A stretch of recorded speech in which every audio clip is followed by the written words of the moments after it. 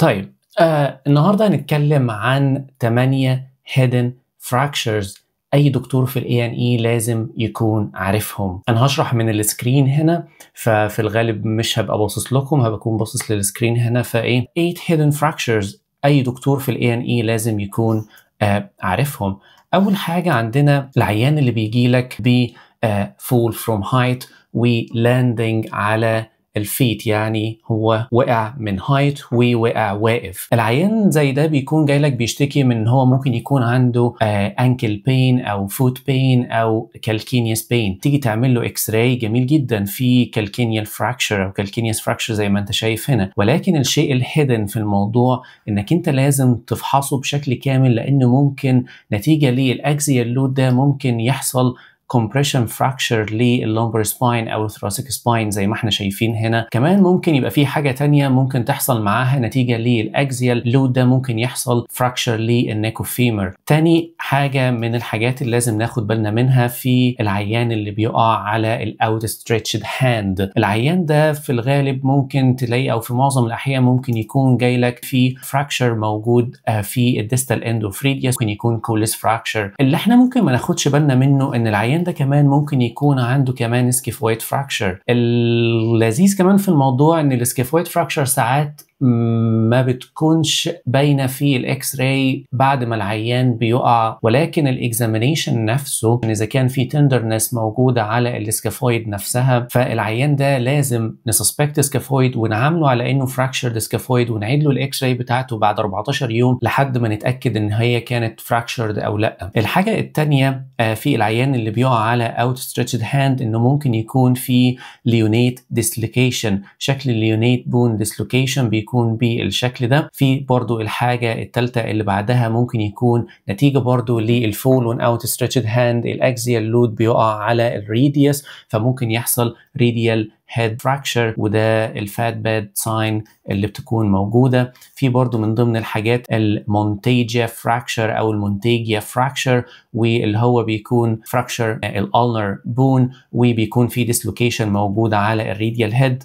الفراكشر اللي بعده اللي ممكن يحصل نتيجة للفول اون اوت ستريتشد هاند ممكن حاجة اسمها الجليازي فراكشر، وده بيكون فراكشر للريديال بون زي ما احنا شايفين هنا، وديسلوكيشن للديستال بورت بتاع الالنر. طيب الحاجة الثالثة او اللي بعدها هو الستيرنج ويل او السيت بيلت تشيست انجري. عيان كان سايق العربية وخبط في الستيرنج ويل او نتيجه للسيت بيلت نفسه. العيان في الغالب ممكن هتلاقي جاي لك ب ابريجن او بروزز بالشكل اللي احنا شايفينه ده، او ممكن يكون انت بالكلينيكال اكزامينيشن ممكن تسسبكت ان هو يكون في ريب فراكشر، وهتتعامل معاه مفيش فيه اي مشكله، وهتعمل شيست اكس راي. الشيست اكس راي مثلا مفيش فيها نيموثوركس وخلاص والدنيا تمام مفيش اي مشكله. ولكن اللي احنا ساعات بنغفله في الموضوع ان هو ممكن يحصل مايوكارديال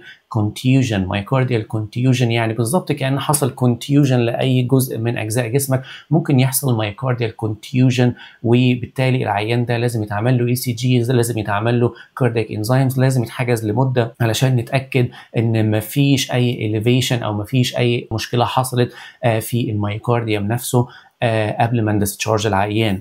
الحاجه اللي بعدها في العيان اللي بيجي لك بالستيرنج ويل انجري ان هو ممكن يكون في ستيرنال بون فراكشر. الاسترنم نفسها ممكن تبقى فيها فراكشر وتعمل لك هيماتوما ورا الاسترنم نفسها، وبالتالي ممكن برضو تأثر على المايوكارديوم نفسه او تأثر على الميدياستاينم نفسها، فبالتالي لازم ناخد بالنا من حاجه زي كده. الحاجه اللي بعدها في الستيرنج ويل او السيت بيلت انجري نفسها انه ممكن يحصل باول انجري او ممكن يحصل بيرفوريشن زي ما احنا شايفين هنا في الاير اندر دايفرام، وهنا في الباول انجري بنلاقي في الدايليتد لوبز، او ممكن نلاقي في الاير فلويد ليفلز، او ايا كان الساينس اللي ممكن نلاقيها في البرفوريتد باول. الحاله اللي بعدها الجراوند ليفل فول. عيان elderly عنده مثلا حاجة و70 سنة حاجة و80 سنة ربنا يديه الصحة، وقع وهو واقف أو يعني هو من على الجراوند فلور، ما وقعش مثلا من على الهايت أو من أي حاجة أو داون ستيرز. فأنت في الغالب العيان جاي لك بإيه؟ بالسوبرفيشال هيد أو سكالب لاسيريشن، بس تيجي في العيان ده ممكن تعمل له حتى نيورولوجيكال اكزامينيشن تلاقي الدنيا كويسه، ولكن في عيان زي ده لو هو مثلا على انتي كواجز او على وارفرين او حاجه زي كده، خليك دايما اوبن مايندد ان هو ممكن يكون في سبديورال هيماتوما، اعمل له سي تي برين، اكسكلود اي هيماتوما. تاني حاجه ان في العيان ده اللي بيكون فيه هيد انجري بنسميه سيلفر تروما. اي عيان كبير في السن حصل فيه هيد انجري ده بيكون حاجه اسمها سيلفر تروما. سيلفر تروما يعني بنسسبكت كمان ان يكون في سي سباين فراكشر، ممكن يكون في اي ديستراكشن انجري تانية، فلازم سسبكت سي سباين فراكشر، immobilize السباين نفسه لحد ما تكسكلود ان هو في اي فراكشر موجود. زي ما احنا شايفين هنا في فراكشر على الليفل اوف الايه السي 4، في لوس للهايت نفسه بتاع الفرتبري، وكمان في لوس للالاينمنت هنا زي ما احنا شايفين في الجزء ده. طيب الحاجه اللي بعدها برضو في العيان الالدرلي اللي ممكن يقع على الجراوند، ممكن يحصل له برضو اوكلت فراكشر موجود على مستوى الهب، ممكن يكون هيب فراكشر، ممكن يكون نيكوفيمر فراكشر، اي حاجه من الحاجات دي. فلازم تاكزامين كويس الجزء ده وتتاكد ان هو العيان قادر ان هو يويت بير علشان تاكسكلود اي حاجه من الحاجات دي. واذا كنت انت بتسسبكت ان هو في فراكشر موجود على مستوى الهب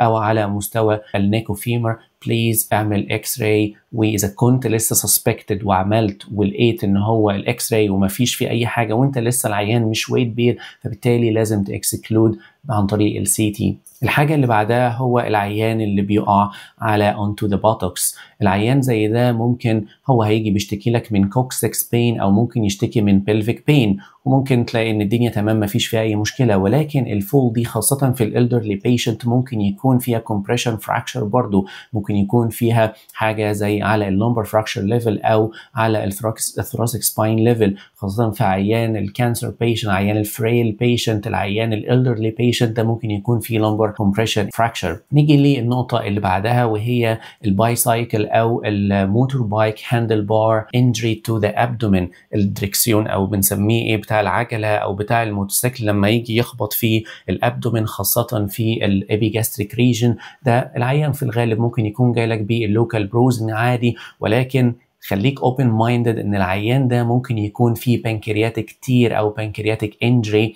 ممكن تيجي تعمل له سي تي ابدومين، تعمل له سي تي ابدومين ويز كونتراست وتلاقي لان هو السي تي ابدومين ويز كونتراست ما بيكونش سنسيتيف قوي للبانكرياتيك انجري. فعيان زي ده لو انت ستيل سسبكتد ان هو ممكن يكون في بانكرياتيك انجري، بليز ادمت العيان ده، اعمل اميليز، اعمل لايبيز، ممكن تحتاج تريبيت السي تي، ممكن تحتاج تعمل الترا ساوند لحد ما تكسكلود ان هو يكون في بانكرياتيك انجري. تاني حاجه ان ممكن يكون في ديدنال هيماتوما، ممكن يكون في باول بيرفوريشن اجين زي ما احنا شايفين هنا في الاير اندر دايفرام او الاذر ساينس بتاعت الباول بيرفوريشن. طيب الانجري اللي بعدها هو الايه اي نوع من انواع اللونج بون فراكشر زي الفيمر فراكشر او الليج او التيبيا او الفيبلر فراكشر. الفيمر فراكشر تشد العيان على التوماس سبلنت والامور تمام، ولكن اللي انت ممكن ما تبقاش واخد بالك منه ان العيان ده ممكن يكون داخل فيه كومبارتمنت سيندروم. فانت لازم تكون عارف ايه الساينس بتاعت الكومبارتمنت سيندروم وتكسكلود حاجه زي كده، وهي مش مجال كلامنا في الفيديو ده، ولكن ممكن نبقى نتكلم عنها بعد كده. تاني حاجه ان ممكن في عيان في اللونج بون فراكشر ممكن يحصل الفات امبوليزم.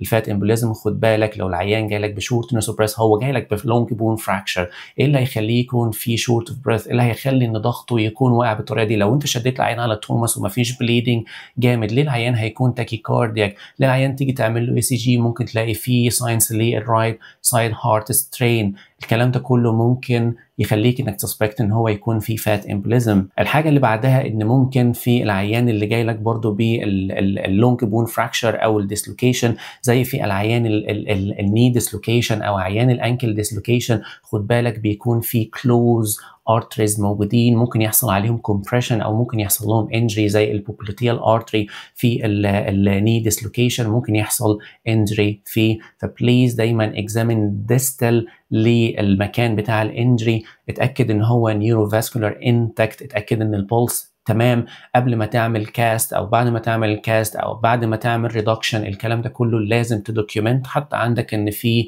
البولس بريزنت ونيوروفاسكولار انتاكت في اي نوع من انواع الفراكشر. طيب اللي بعده الانجري اللي بعدها هو العيان اللي بيجي لك بسيجر او بالكتريك شوك. في الغالب العيان اللي بسيجر او الكتريك شوك هو كل همك انت في الموضوع ان هو يرجع للنورمال ليفل وفي الكونشسنس بتاعه، واذا كان في تونج بايت انجري او في اي حاجه من الحاجات دي، وتبتدي انك انت تتعامل معاها، او ليب انجري وتعامل معاها وتعمل له البلود جاز والكلام ده كله. الامور دي كلها تمام، ولكن انت ممكن ما تبقاش واخد بالك ان العيان ده ممكن يكون في posterior shoulder dislocation. انا شفتها بنفسي وشفتها في العيانين بتوع السيجر بتحصل.